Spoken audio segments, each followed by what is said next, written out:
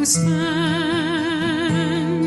and leisure time to sit a while. There is a fair lady in this town who sorely has my heart beguiled. Her rosy cheeks and ruby lips alone she holds my heart in thrall.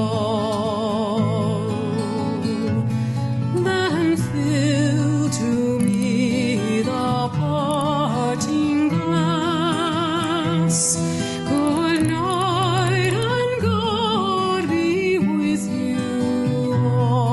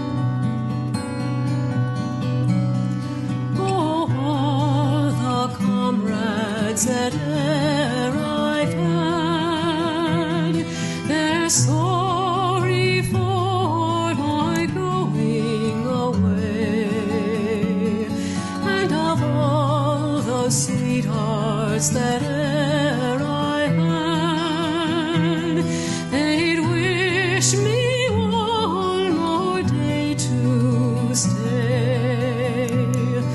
But since it falls into my lot that I should run